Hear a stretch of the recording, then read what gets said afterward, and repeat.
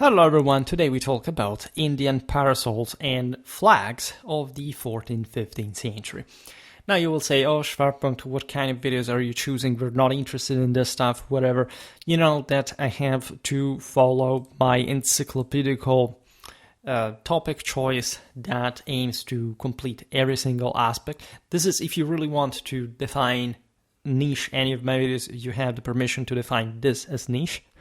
It's not like I'm overbearingly interested in this topic myself, but as you know from past titles, this stuff is actually interesting. Everything is actually interesting if you get to know it well, and at the same time it contains really some very important symbological, archetypal and traditional aspects connected by the way with the rest of Eurasia, for that matter, Eurasian religion, warfare, etc. that tie in pretty well what we have already discussed, not just for example, later eras. You know, I have a full playlist of Mongol warfare, but also other topics we cover and we'll hopefully come back on soon, such as the Timurids, the Mongols that we made lots of videos on, Turkic warfare also in general. And of course, when we look at the Indian subcontinent, this is called in such way for a specific reason. You can understand the variety existing in the broader region regarding this symbolism, etc. I made a video about the Vedic religion and its legacy. In a way, we'll have to come back soon on this. Somehow, I already prepared something about the Indo-Aryan tradition, so that you can already imagine what kind of universal spectrum existed within the broader Indian, for example, just symbolism or even just the military flags and more. It doesn't even make too much sense to distinguish that flags, say, from a military or religious background, because they were all traditionally tied to that thing. I recently made some videos about, for example, the late medieval Indian cavalrymen, Islamic cavalrymen specifically. We also started multi-videos episode about mostly Indian but also Southeast Asian medieval warfare, which in part discusses also something we'll be seeing now. But we are expanding a bit more on medieval Indian warfare, as we had really never done that. We covered the Mauryas, we covered the Mongols, but when it came to the Middle Ages, for some reason the cycle did not provide us with specific content, and it's unsurprising that it's all coming out now statistically in the last month. Naturally, it's a lot of work, so let's just start. So in this era, 14th, 15th centuries, but we could extend this to the previous ones, of course. Indian monarchs and within Hindu kingdoms, noblemen were accompanied during times of peace and war by an attendant carrying a parasol even amidst the chaos of battle. First distinction here to notice between the Islamic and the Hindu powers. Islam was the sort of dominant military culture in, say, strictly political and strategic terms, right? And they carried some kind of greater power centralization than what, not maybe the Indians had been habituated per se, because also the subcontinent had an important subtle tradition, but again, having the upper hand on the same, controlling, in fact, the most states. Think about the Delhi Sultanate, just to give a sort of pretty graphically extended example in political and territorial power. On top of this, the Islamic rulers that were essentially influenced by a Turco-Mongol military culture, rather than at this point an Arab one, had military developed a specific concept of the elite that, as you know, from Central Asia, the steppes, consists of a very strong but also very narrow, right, numerically narrow, in fact, heavily cavalry elite, which in turn does reflect, again, some particular authoritarianism, so to say, of the steppe, coming from steppe brutality, the oceanic rulers. There is a big tradition behind that, and that somehow isolates the, let's say, the leader from the rest of the force that is mostly constituted by subject peoples, such as sort of dispossessed tribesmen that can fight just with bows and arrows.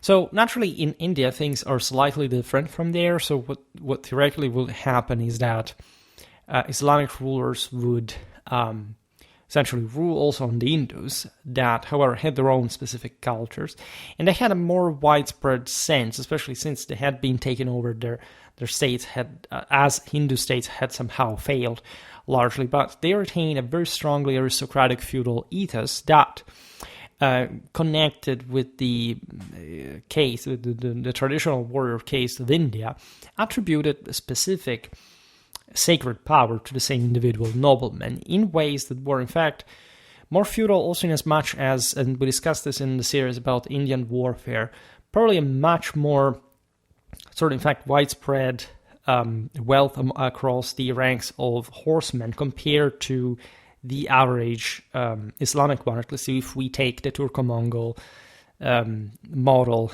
as the example here, it's obvious that the Islamic rulers of India would essentially organize their forces in ways that were, aside from the fact that they would literally have Hindu warriors, knights in their ranks, but they would really resemble the not much just like the local Indian traditional military structures, but that they needed in as much as they were ruling, in fact, on a different land with a different sort of political and social balance compared to the steppes and surroundings, right? So the notion, at least we may very well think that Islamic rulers in India were truly not just the only ones that actually used parasols as form, as we will see now, a very also old form of royal symbolism and an authority.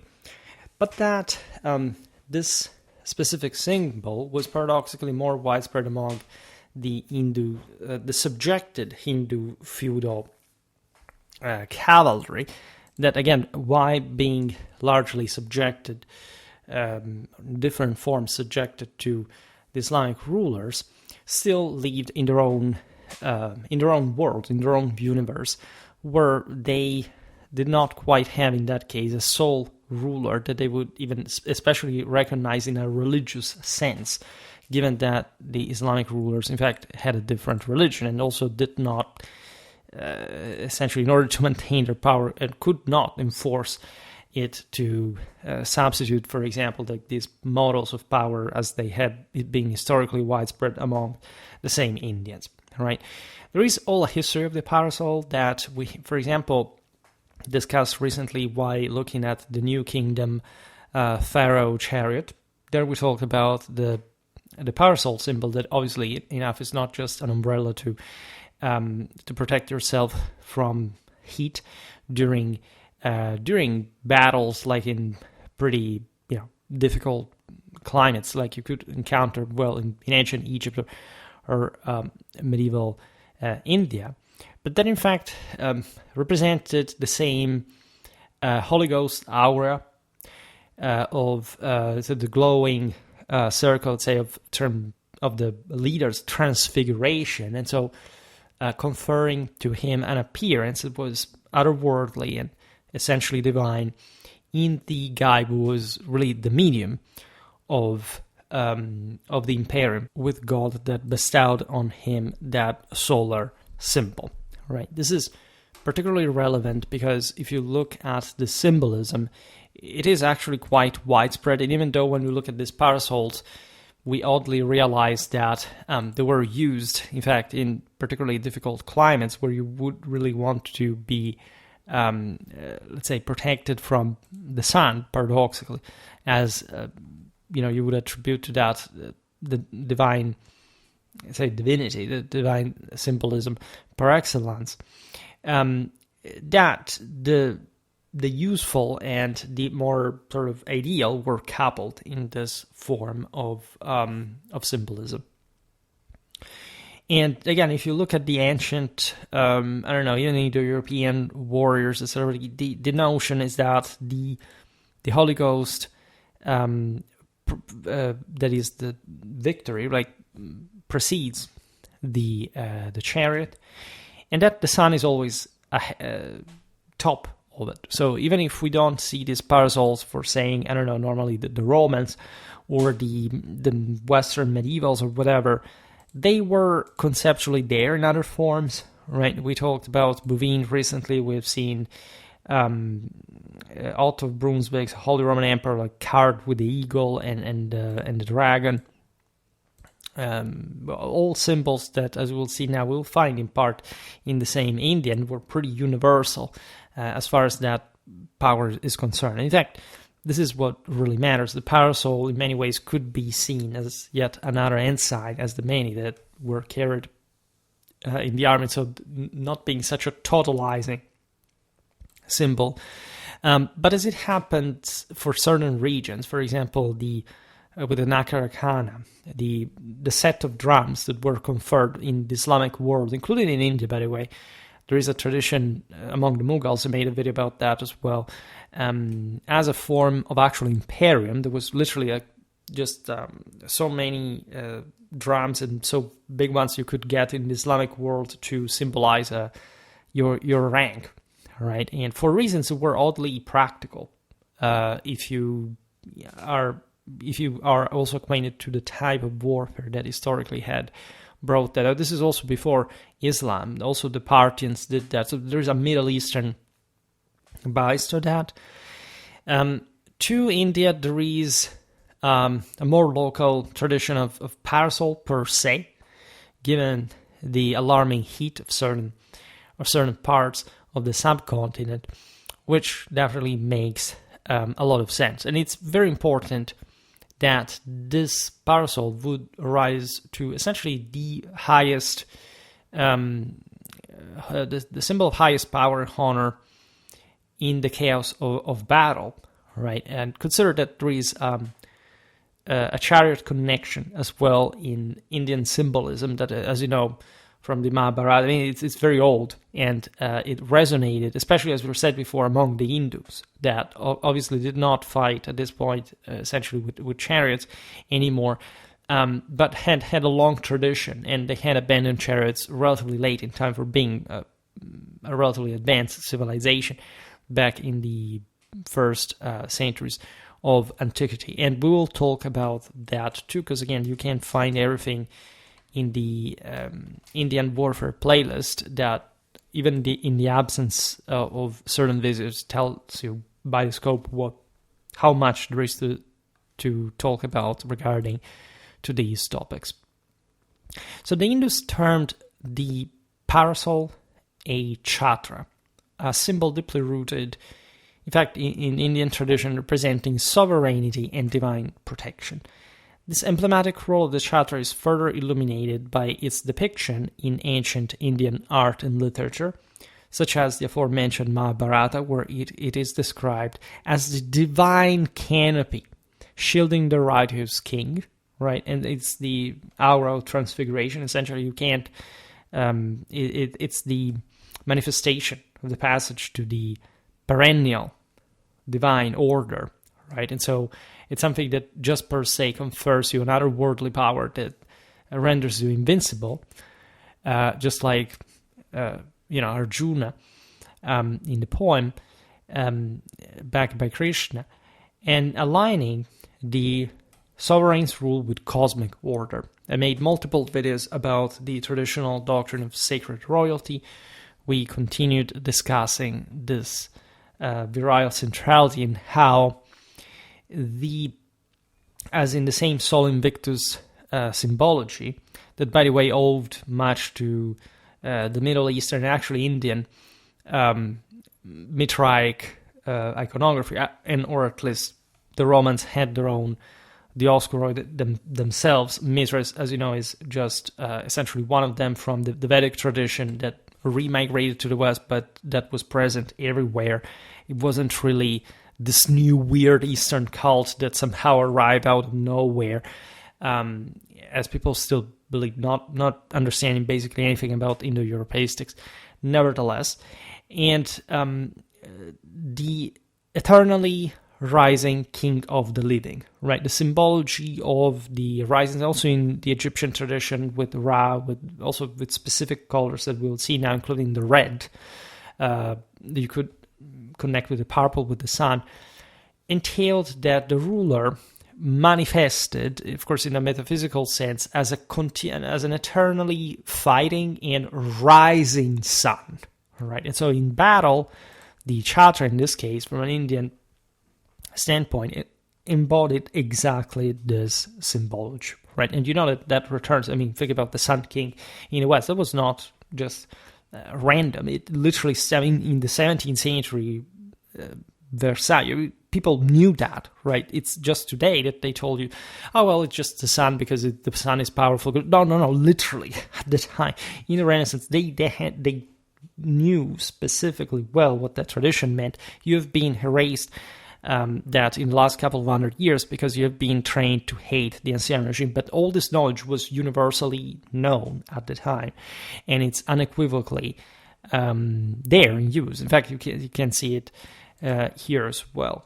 Now, the chhatra's significance is also evident in early Buddhist iconography. There's nothing strange about that. We'll talk more about Buddhism, that, as you know, is a sort of counterpart to Christianity as far as the Indo-European tradition, or at least the Catholic, the great universal tradition had been concerned.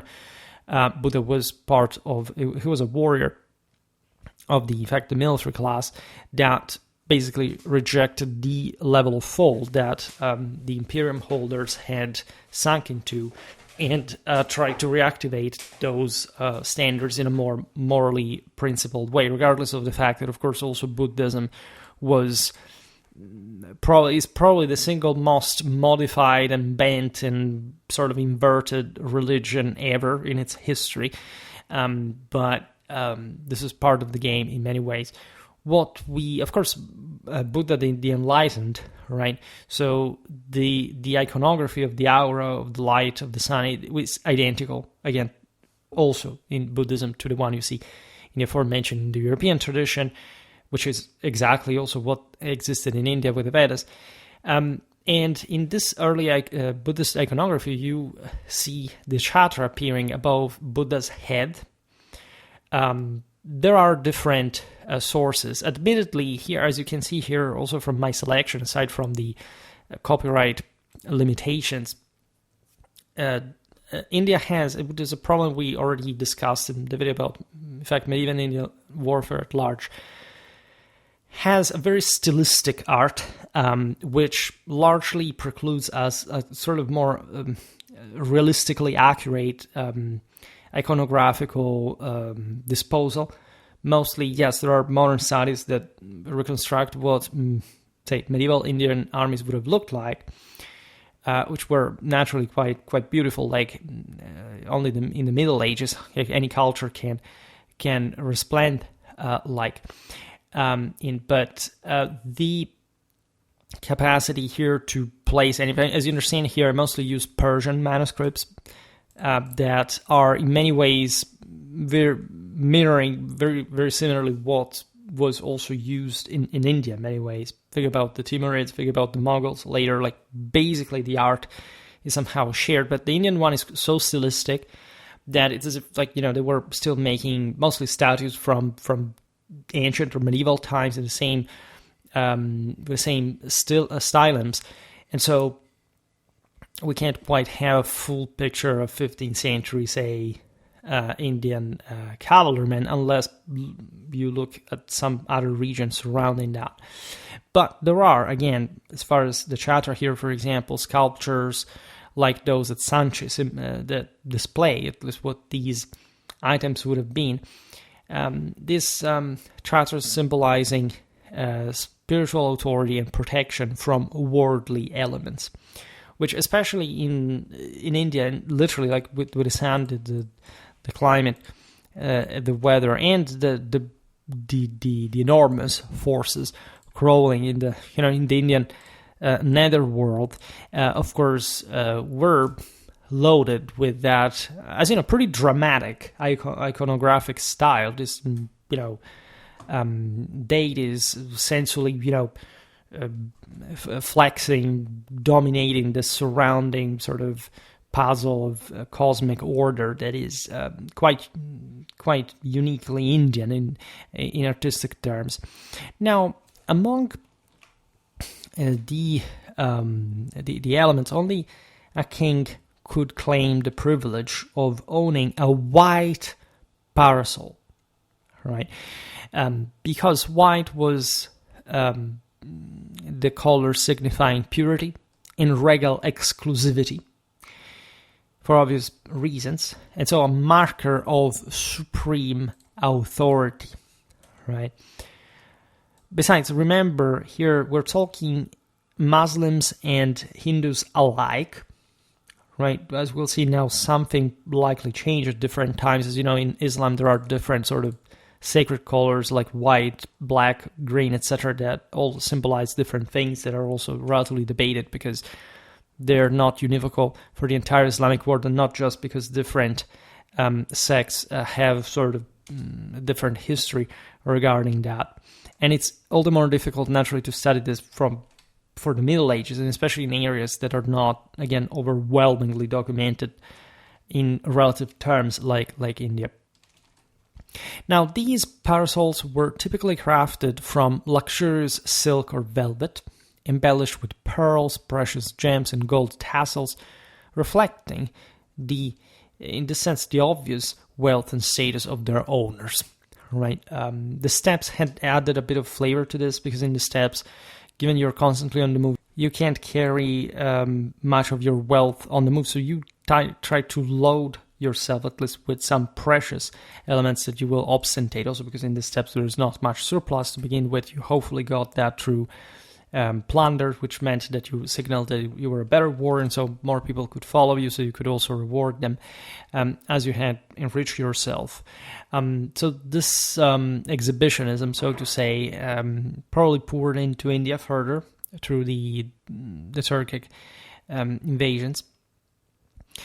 The Indian world, however, with its feudalism, and so these aristocrats owing vast amounts of land, lording over really many people at a time, would provide them with incredibly lavish means to ostentate their power. And as we were saying before, many, especially Hindu subjects, were, however, these kind of landowners, living in some more peripheral areas, but in this sense also less checked, less controlled by a central power that tended to, as we've seen, also symbolically unite power into a single guy. And they would have such kind of symbolism, including the parasols, as more widespread, even among the simple ranks, let's say the simple ranks, the ranks of the military class altogether, not just the monarch, right? And always add also the practical purpose of the parasol.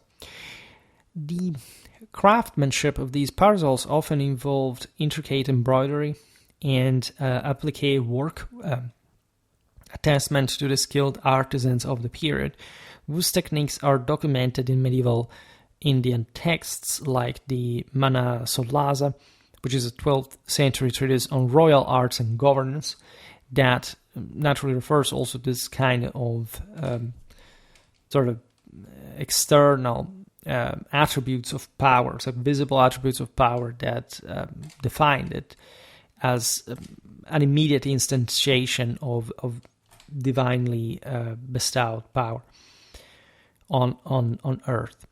Such craftsmanship is further corroborated by archaeological evidence from trade centers like Taxila, where silk fragments with gold thread suggest a flourishing luxury textile industry.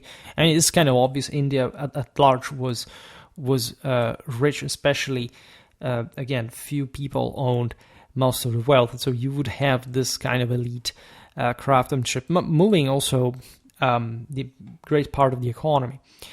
Domingos Paes, a Portuguese traveler, and so here Europeans are starting to get to India, right? He described two state parasols of Krishna Devarya, who was an Indian ruler of Vijayanagar between 1471 and 1529, as, quote, all gilded and covered with crimson velvet, right? So gold and red, surprise, surprise, the historical meanings, historical colors associated with the empire, with sacred royalty, with blood and sun, and so the sacrality of both combined, especially, right?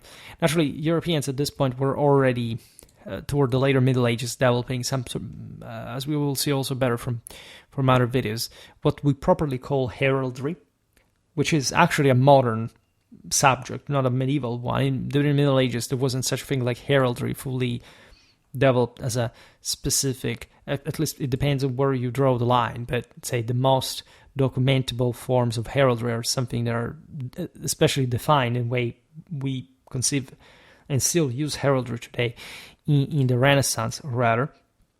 And so, as you can see also from some Catalan atlases and so on, the Europeans visited most of these coastal powers, and they noted their flags, their symbols, which was also an important way to recognize these powers internationally, diplomatically, and describe them to the courts back in Europe.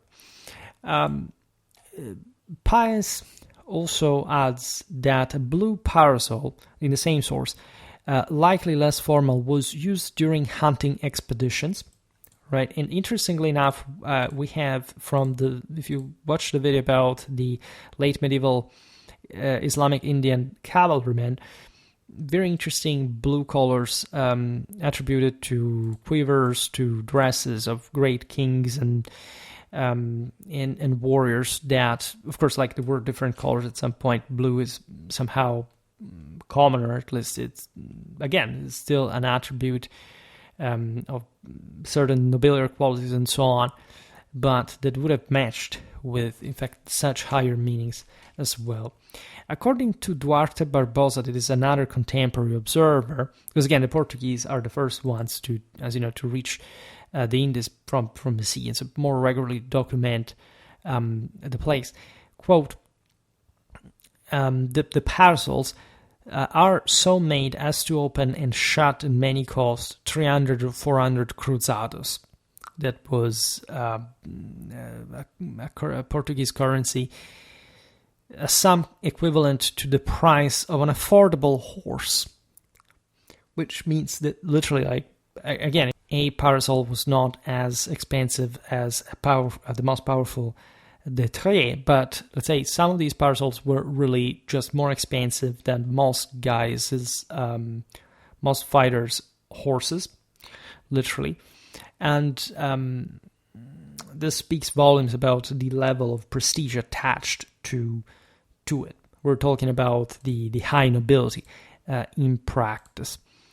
And naturally, of course, there would be different levels of parasols here. Mostly the ones that stood out the most are described. And it's interesting also that, okay, that they could open and shut, which would have been quite practical in many circumstances. And this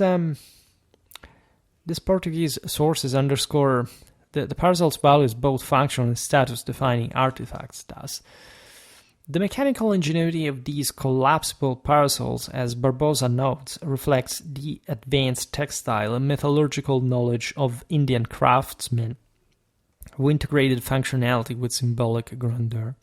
This technological sophistication is further evidenced by references in the Ain-i-Akbari, a 16th century detailed document regarding the administration of the Mughal Empire under the Emperor Akbar, written by his court historian Abul Fazl in Persian, right? And so there you find that there are also much later, there's a lot of iconographic sourcing, of course, mostly in fact from the Renaissance and also in the later centuries. In this sense, it's not like parasols change too much across the centuries. You can look at these Mughal modern sources and basically imagine how these parasols would be, right? You can see, I don't know, even at the beginning of the 20th century, in parts of India or the Caucasus, wherever, like literally medieval gear used in combat, right? So, the source describes the aforementioned, similarly, like the aforementioned collapsible devices used in Mughal courts, highlighting the aforementioned continuity of our artisanal tradition as far as these items were concerned.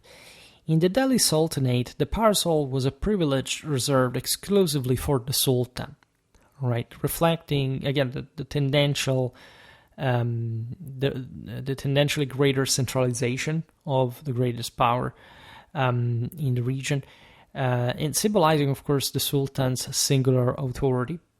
Whereas among the Hindus, it was customary for every nobleman at least to have his own, with different colors expressing rank. You can imagine, again, this being decorated in the same heraldic fashions. You could imagine, the blasons, the coats of arms, and more, and also back in history.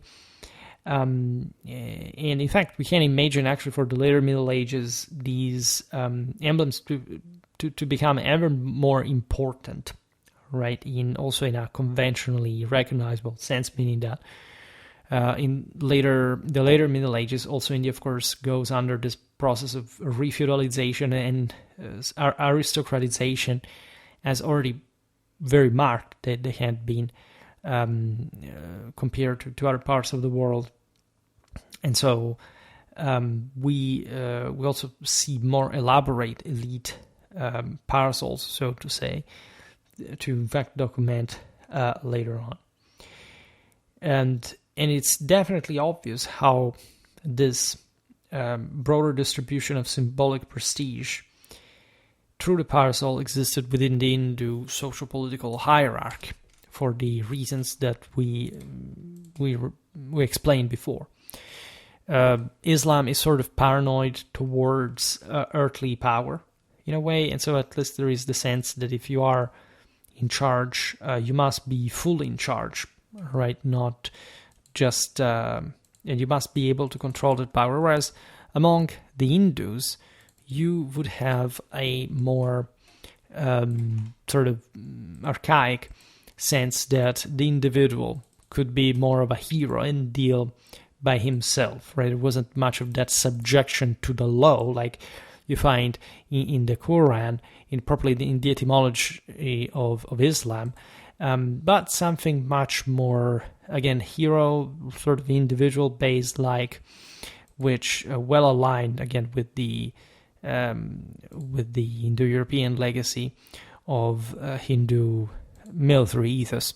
So that this difference quite clearly highlights the contrasting political structures. From one side, the centralized authority of the Sultanate versus the more decentralized hierarchical nobility of Hindu kingdoms, as also clear by for example, the rest of documentation of medieval India. There are some accounts on governance that are quite eloquent when, in fact, coming from either of the two. Naturally, there is a lot of hybrid going on, but it's there. Like, there is literally a different moral sensitivity to power and to the military commitment of the individual.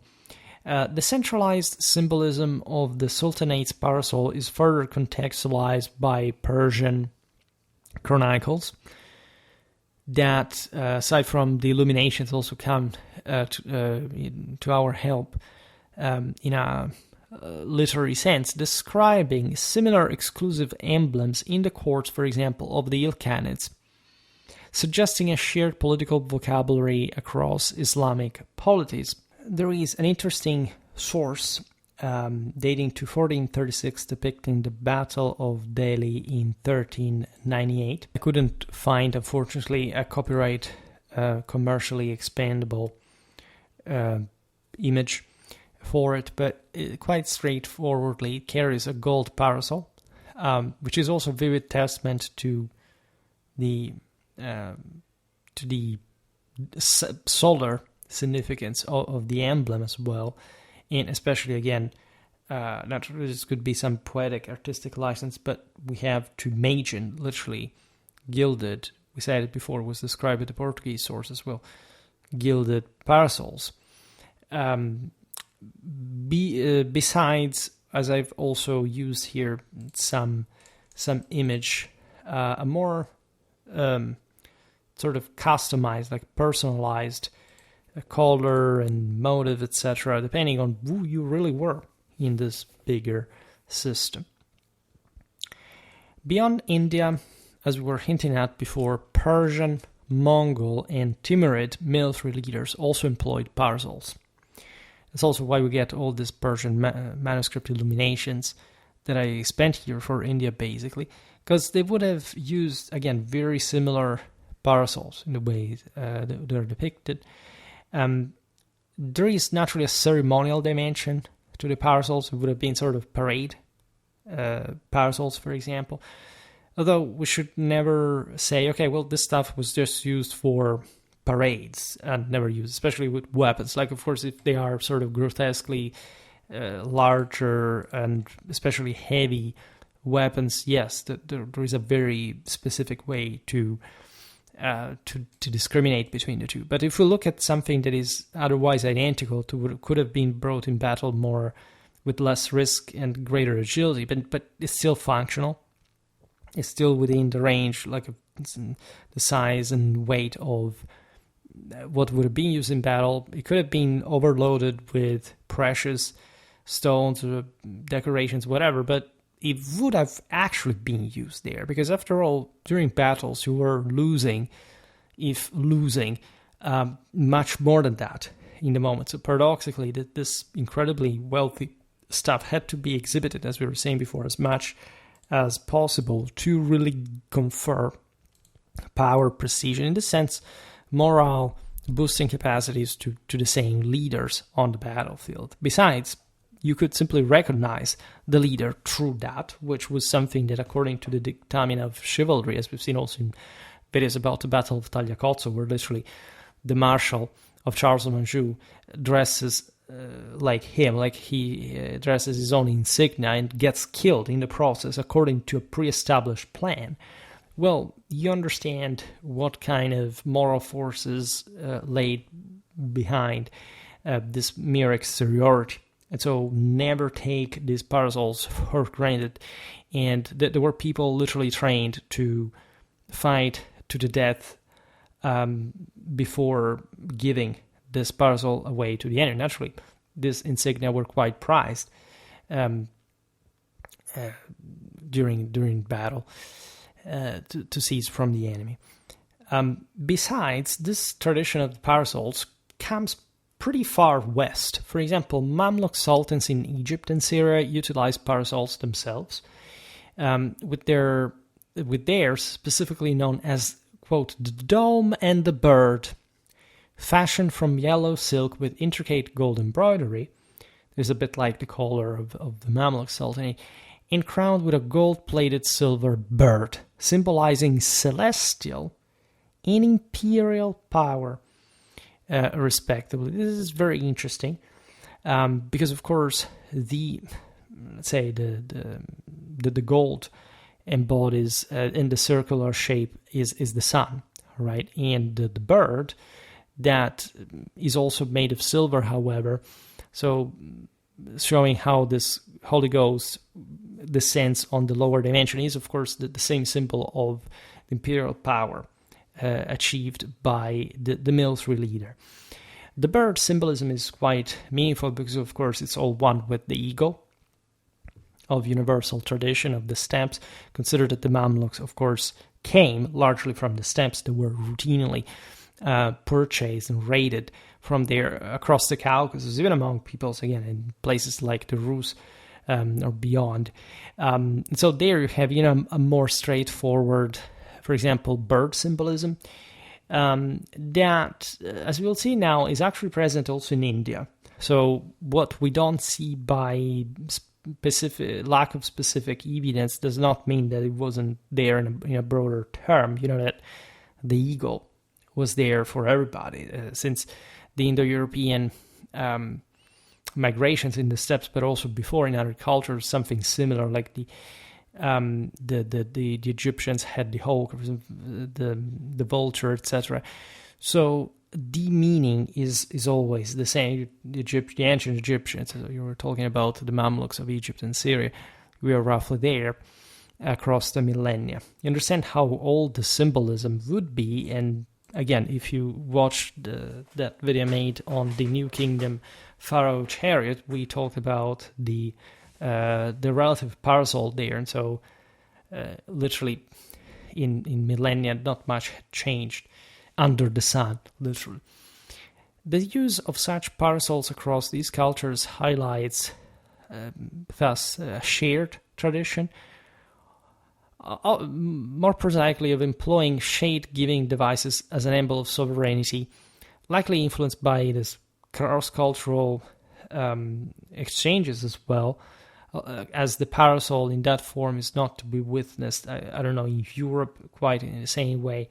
So you can imagine trade conquest routes in the medieval Islamic world, the great Mongol conquests, the Turkic sultanates, the Ghulam war bands, the Mamluks,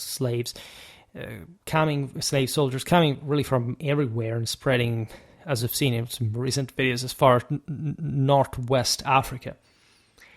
There is really no boundary, but if anything, there can be different ways you can display the same symbolism. This transregional adoption is further evidenced, by the way, by archaeological finds of parasol-like structures in Persian miniature paintings and Mamluk ceremonial artifacts, which suggest a diffusion not just of symbolic practices, but also literally of use of the parasol in a more widespread way that other sources can show us. The Silk Road would have helped quite much, because we look at the 14th, the 15th century, with all the things going on. Yes, the Pax Mongolica was fading, but other empires, such as the aforementioned Timurid one, were rising again, and the Mughals came from Central Asia themselves, Afghanistan, etc., into India later on. So again, completely normal. You have the circle closing. And all these cultures were very much connected with such symbolism. This part of such symbols is even documented in Chinese sources, such as the Yuan Shi, one of the official Chinese historical works known as the 24 Histories of China, commissioned by the court of the Ming Dynasty in accordance to political tradition. And the text was composed in 1370 by the official Bureau of History of the Ming Dynasty under direction of Song Lian. And naturally, there is a typical, let's say, old Confucian historiographical tradition in here, establishing the new historical framework of the dynasty, the Mongol invasions, etc., and looking indeed at court ceremonials, etc. And the source notes the use of parasols, in fact, in Mongol court, indicating this broader Eurasian cultural exchange. So again, nothing new. While parasols clearly functioned as a form of standard, more conventional flags were also prevalent in India. We essentially don't have the stuff in the West. It's because we like to be kissed by the sun.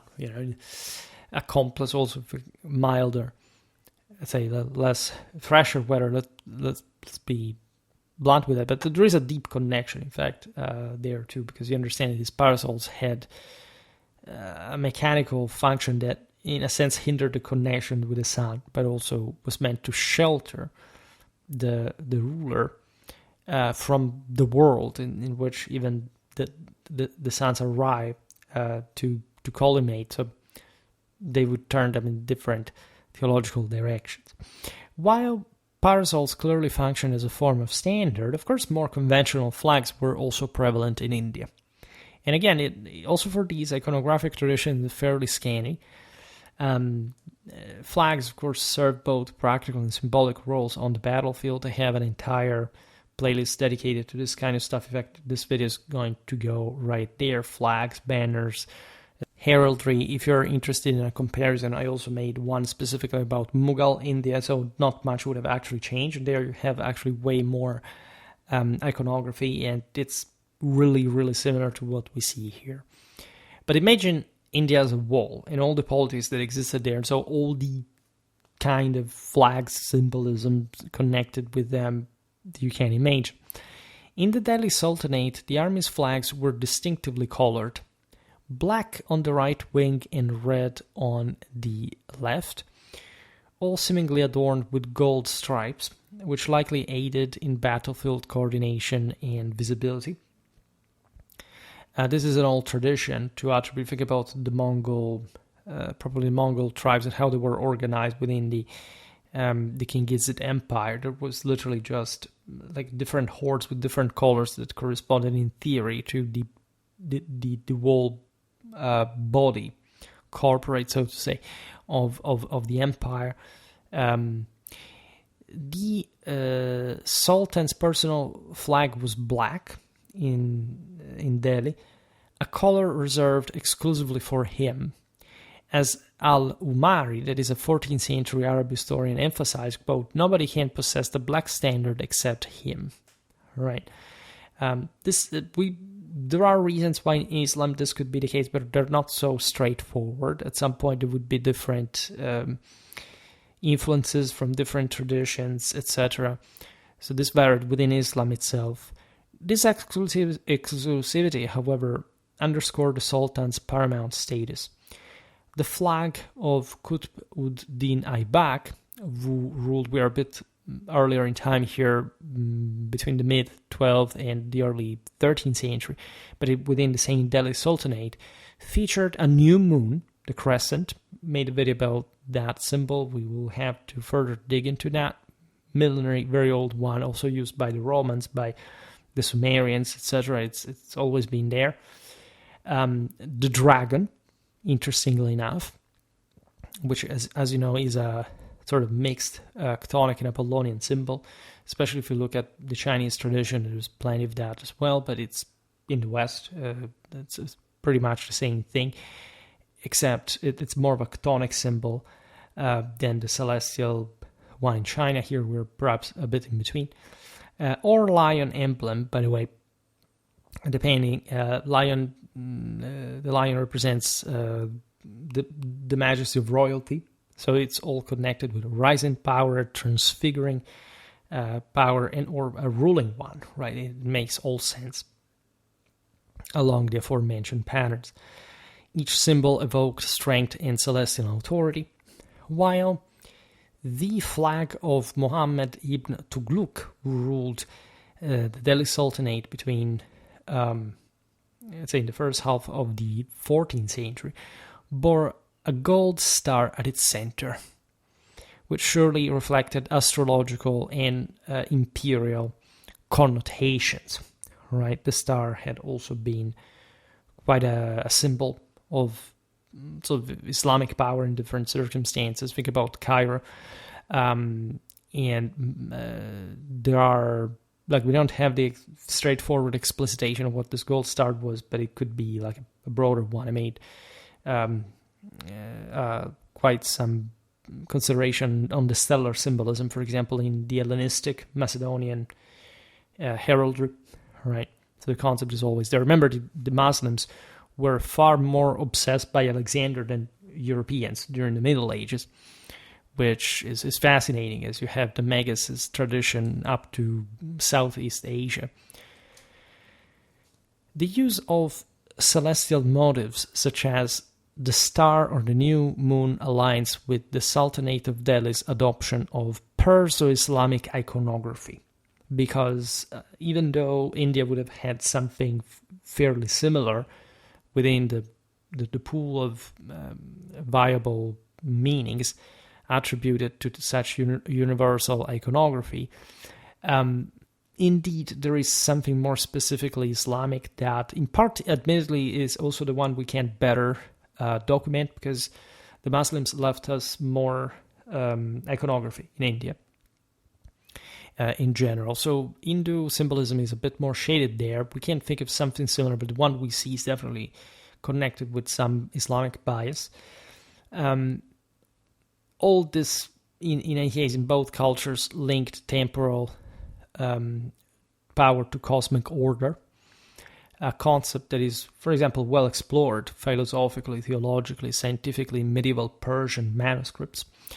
And of course, Persia was historically there was no Pakistan at the time. India bordered with Persia, so obviously enough, many of the conquerors that also entered India had literally passed through that.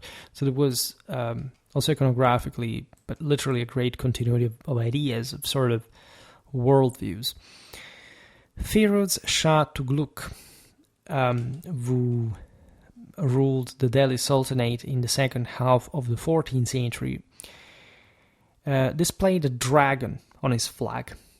This motive, as we've seen, is an old symbol associated with power and protection, both in Persian and Indian traditions themselves, not just, again, the Chinese or the European one. These flags were so large and heavy, by the way, that they required elephants to carry them, or at least they were designed especially to be that imposant and scenographic. Their really magnificent presence visible from a great distance. Indian armies were not small, and they needed really to display this rally point, like for everybody involved, and also to psychologically intimidate adversaries. The logistical challenge of deploying such massive standards underscores the Sultanate of Delhi's investment in spectacle as a tool of governance, as detailed in chronicles like the Tarikh-i-Firuz Shahi. This use of elephants for carrying standards is further supported by epigraphic evidence from Sultanate mosques, which describe ceremonial processions involving such displays. This is also kind of normal, right? If you have, some carts in other parts of the world carrying banners, whatever, why not elephants? If you are in India and you can't get so many of them. Also just for other military purposes, as we well know. Nobles possessed flags. This was normal. Think about the bannerets, right? Khans under Muhammad ibn Tughlaq, mentioned him before, had 7 of almost 3 meters in length. Amirs at least 3. These were smaller. They barely reached a meter of length. And the Maliks likely allocated 5. The Maliks were petty kings, basically. So they were smaller than the Khans, but bigger than the Amirs. And so they had 5 between the 7 and the 3, respectively. And these flags were along 1.5 meters. This is very interesting. They're varying numbers and sizes, obviously reflecting their hierarchical system within the military elite itself.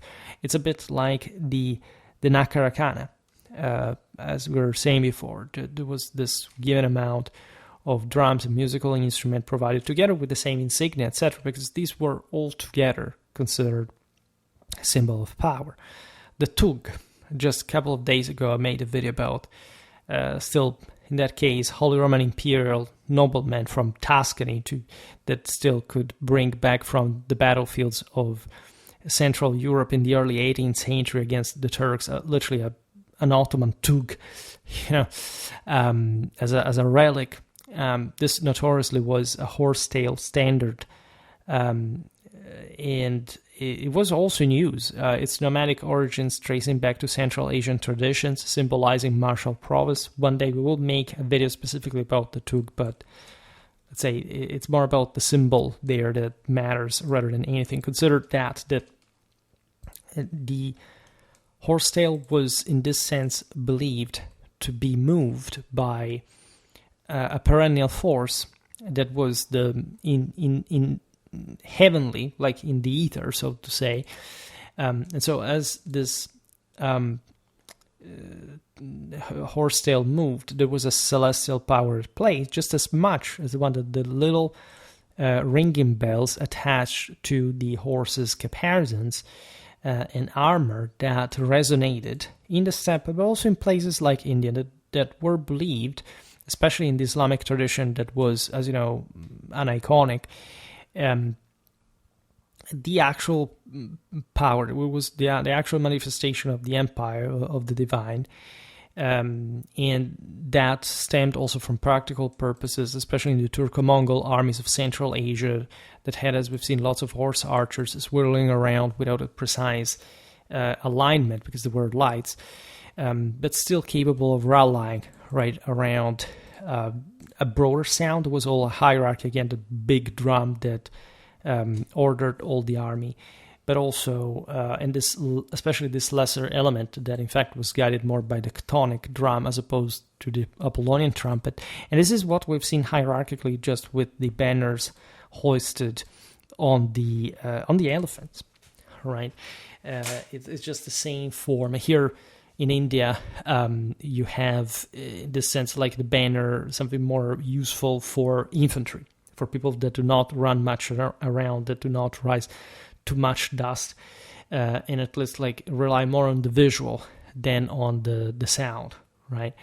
Also heavier armies like the European ones, if you look at the Templars, say this predisposition for battles, that is one of the most beautiful and complete source for literally a medieval crusade warfare, and especially knightly cavalry warfare.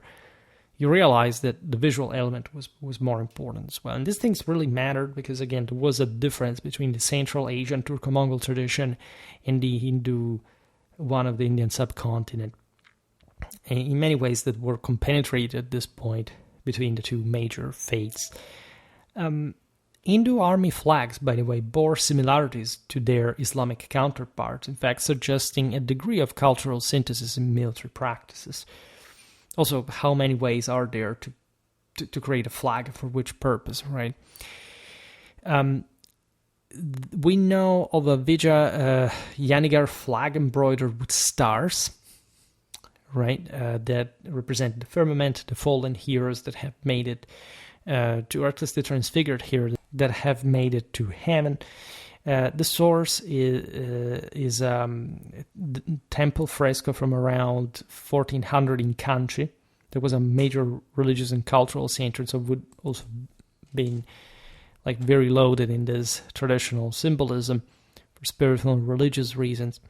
The star motif has indeed this broader cosmological significance. As you know, India is a bit hypertrophic in sort of chthonic matters, so looking at the celestial vault and realizing how many stars existed in the skies well contributed to that whirlwind of sort of divine power that the rulers had to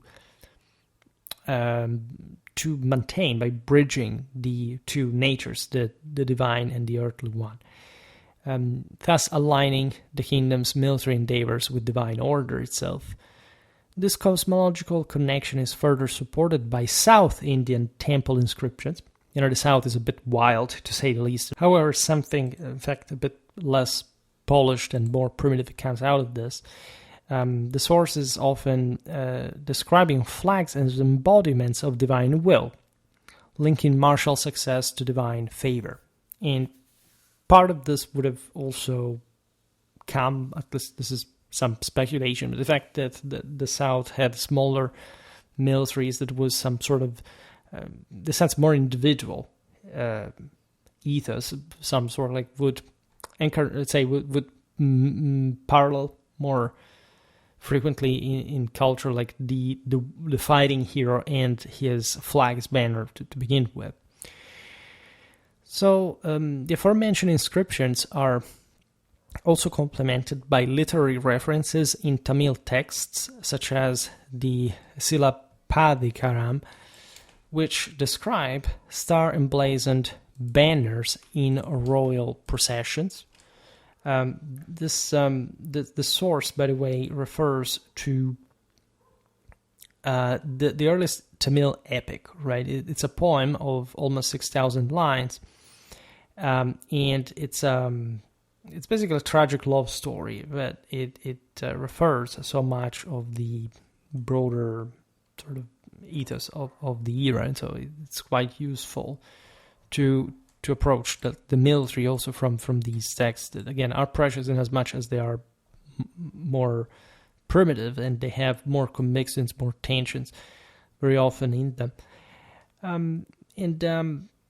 The older elephant standard style, by the way, may have persisted throughout the millennia.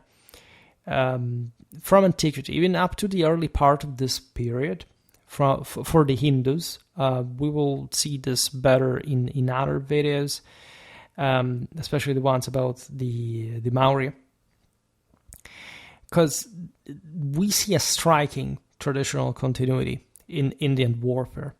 This is unsurprising in many ways, and we will understand this better as we progress, right? But if you think about how do you create a standard that you can mount on an elephant, right? In many ways, it would have always been made in the same ways. It's not like elephants were changing more than much, and as if you kept using them more or less, that was the way to go, right? Naturally, the use of elephant warfare grows. It continues actually throughout the modern age and beyond, but it is also something less, let's say, frequent than before. And that's why we think that certain practices also were essentially beginning to fade away in this period where also military technologies advanced. If we about artillery, admittedly, India was less susceptible to firearms spread in general because it was a more feudal system that tendentially does not have a great attraction towards firearms, even though they would, as in also from the video about Mughal artillery, quite powerful ones. But in fact, aside from that giantism, there wasn't like a widespread kind of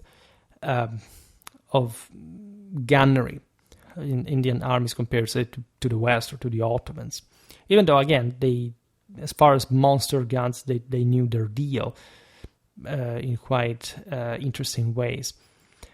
There is a green example of elephant standard style, the aforementioned old type, from a 12th century painted box.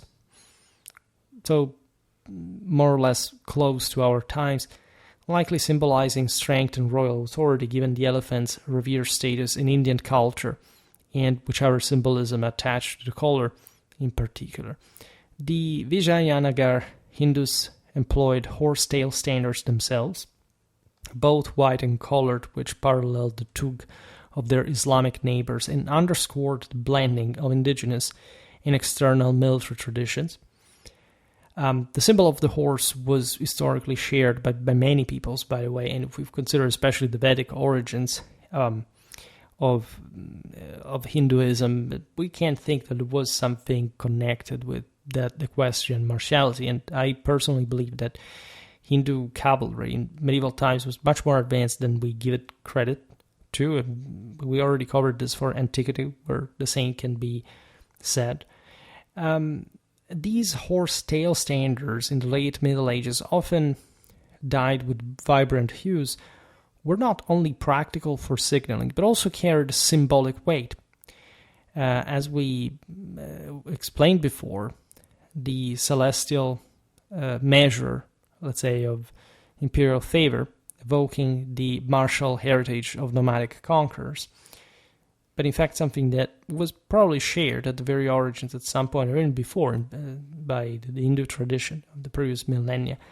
The integration of parasols and flags in Indian military and ceremonial contexts definitely reveals a sophisticated system of visual communication, especially for armies as big as the Indian ones, where symbols of authority, hierarchy, and cultural identity were carefully curated in some major spectacles that were properly to manifest that imperial power in one. This is really also typical of Indian art as well. We see so many different, guards, offices, titles. It's something really hypertrophic as much as India can get, and with very specific geometrical, numerical symbolism attached, so that we think naturally that much of this could be also overly sophisticated and owing more to some sort of court etiquette rather than actual military practice. But everything has a meaning, indeed, in this world, and it, if anything, gives us a glimpse of the complexity of today's video's topic. What is clear anyway, and the reason why we discuss this topic, is that the parasol's role as a chhatra in Hindu context was not merely decorative, functional, but deeply tied to cosmological notions of protection and kingship, as evidenced in Sanskrit texts like the Arthashastra, which so were all as that old, and emphasized the ruler's role as a protector under cosmic umbrella from millennia at this point. So similarly, the use of specific colors and emblems in flags, such as the dragon or star, reflects this deliberate effort to project power or legitimacy, drawing on both local and trans-regional iconographic traditions. Right, this interplay of symbols facilitated the assertion of authority in a diverse and often fragmented political landscape where rulers and nobles competed to assert dominance through visible markers of prestige. So a big system, much of which was working under specific dynasties that would tend towards some more unitary control than normally disgregating. This is the same, basically same old story of India. But for this reason, in fact, containing many granular elements that all had their own story and identity, which these parasols, flags, and other symbols of power would well represent on the battlefields in the chaos of combat. The shared use of horse-tail standards across Hindu and Islamic traditions further exemplifies how hybrid this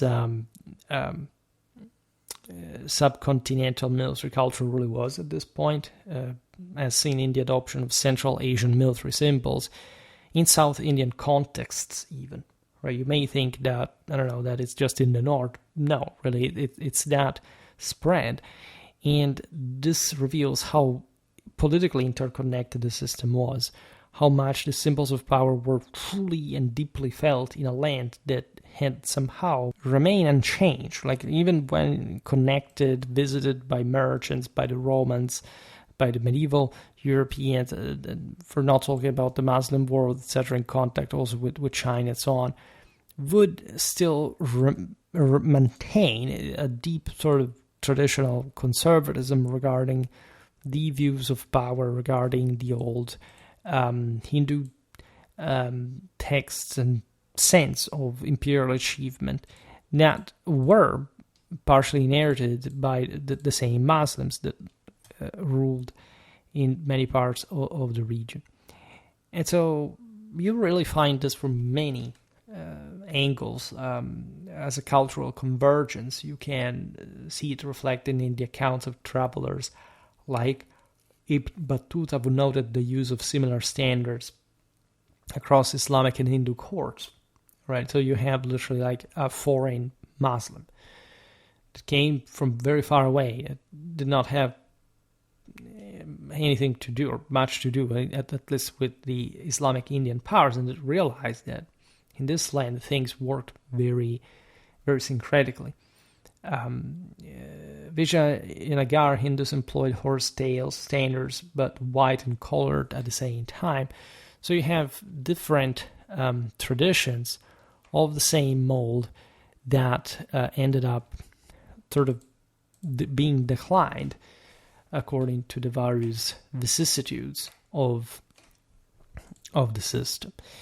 And so again, I think that this is interesting enough, especially when considering how, again, apparently, like, what do you say about this topic? Right? There is always something to say, because you can read so much through that, and it's obvious that you're going to find such meanings out there. I realize here my playlist about flags, banners, uniforms, heraldry has now its 34th video with this. This is important. You would think, as I said at the beginning of the video, that people wouldn't like these topics because, I don't know, they're just the flags of stuff and the Indians. I mean, who cares? But you understand that, especially like why it's important for me to make them. It's just about knowing overall. Like, imagine all the stuff for all the people who listen to me up to the until the end. Like, how much more we know by having made all these videos and having essentially reinforced each and every one of them through such information. Right? This is largely a work that I do, because it's not like you remember more than me the videos that I make. Believe me, by making the video, you have to explain things, and you really remember them more than anyone, even than the one that prepared the video. And so that's one thing. I'm seeing that we are doing right. Excuse me, I drink a little.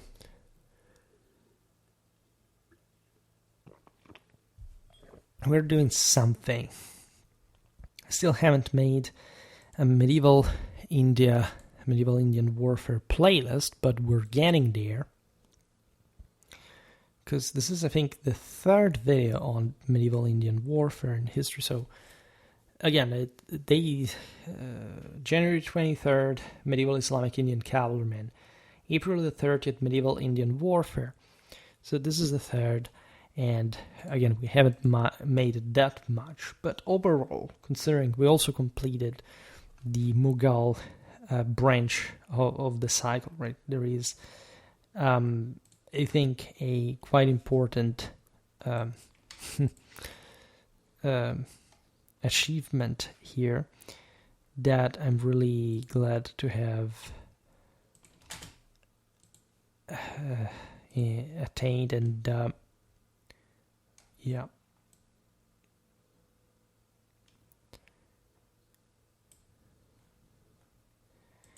Yeah, there is there is always some kind of, here, let me check.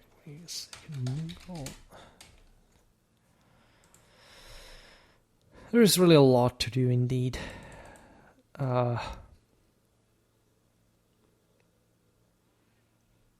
Yeah, here it's useless even to add, well, frankly not, the Renaissance title to the Mughal title.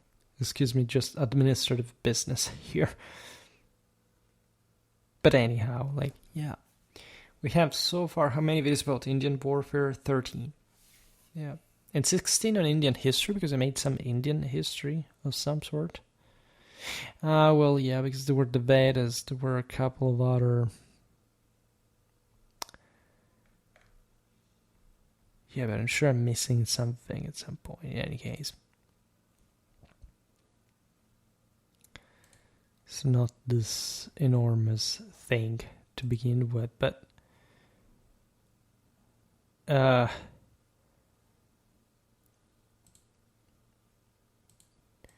the titles are important. The more you load them, in a sense, the more they reward. Because if you are specific, you're rewarded. And so again, yeah, it's all complicated. It's all messy in many ways. But this channel is so big, guys. It's become... it's very easy to control, but it's incredible to think how much I've done. My God, I realized that stopping after several years, reflecting, well, maybe it's a lot. Yeah. But, we hope that this all has a broader meaning. I'm continuing to make a lot of stuff, and sometimes it's crazy, really. I don't feel like I am so I always say that it doesn't feel too rewarding at the end of the day, but I think it's also a matter of patience. It's if you have a purpose, like it may seem like an excuse to make these videos at this point. It's like saying, okay, we have to do something, let's do it, rather than simply thinking of other ways of doing them or whatever.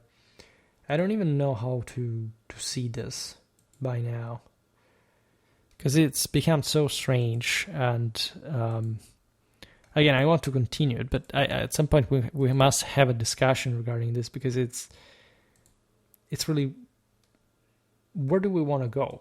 All right, and this has always been the question.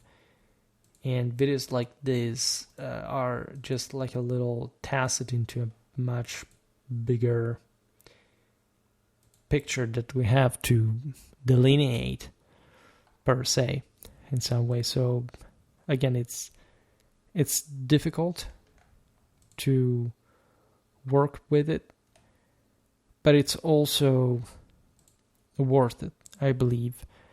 And I believe that this has a meaning, that we should reach things that are out of our grasp in order to understand them first. So we're going on, and this is pretty much it.